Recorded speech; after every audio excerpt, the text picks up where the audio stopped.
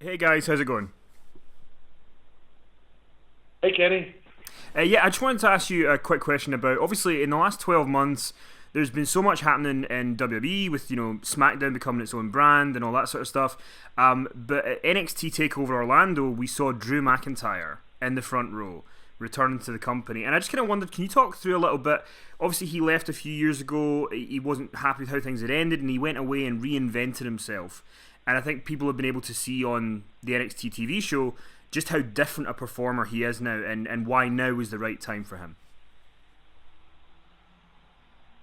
Well, yeah, look, I think that at the time for Drew, at the time for the WWE, at the time for all of it, that was the best thing that could have ever happened to him. Was he's always been an immensely talented guy.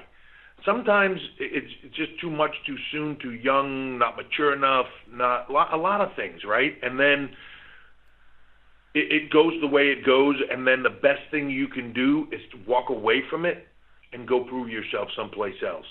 And guys that do that, man, that's what it is, and I respect that.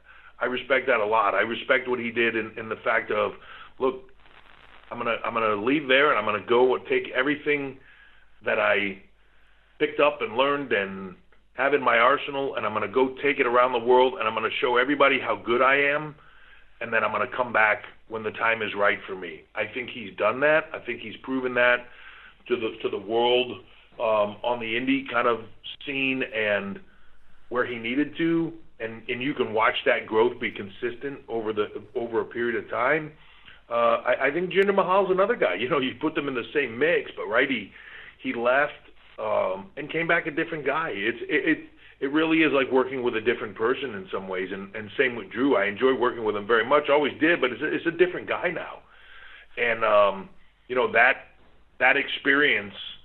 Sometimes that's all it is. It's just getting more experience, and sometimes you get in the rut of WWE, and it's tough to take that gamble on yourself when you're making good money and you're not in the position you want to be in, but the money's good, and you're traveling and you're working every night, and man, you want to give that up and go try to hustle and struggle and do all those things. But if you take that time and invest in yourself, you take that opportunity to gamble on you and make yourself into something more, it can pay off. And I'm happy that it did for Drew. I'm happy that it is for Jinder, all of them.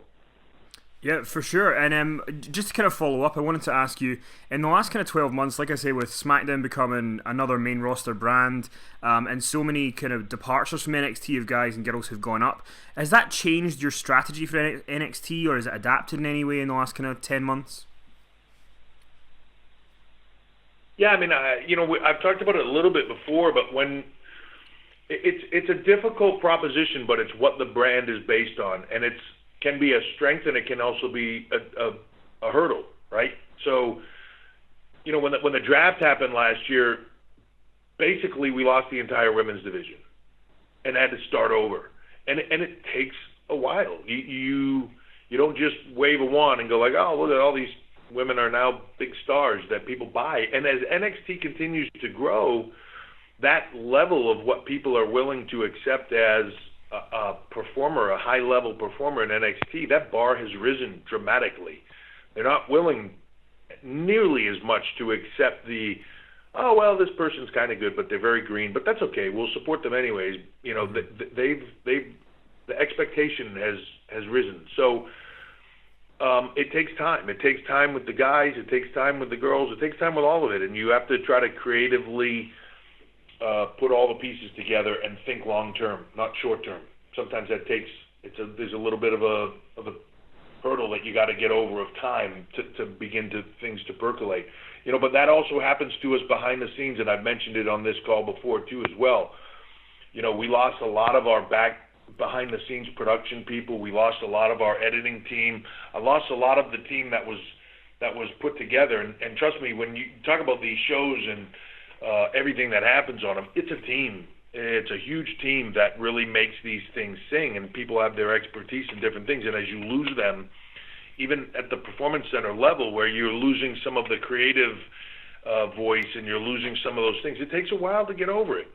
Dusty was a massive loss and a massive gap in a wheel that makes all this stuff happen, and it was hard not only to put somebody else in those places, but to have the talent that trusted him and that were really invested in him open up to somebody else, and it takes time. So I think we're starting to get in a great place now.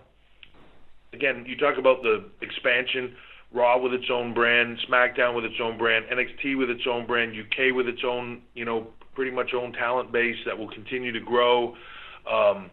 We'll be doing this women's tournament. The amount of talent that we're being able to give exposure to globally because of the WWE Network is massive. And that's where this all starts, with that network. And, over time, we want it to be, if you're a fan of our industry in any way, shape, or form, that WWE Network is must-have, because that's where you'll see everything. Yeah, thanks very much. Appreciate the time, and best of luck tomorrow.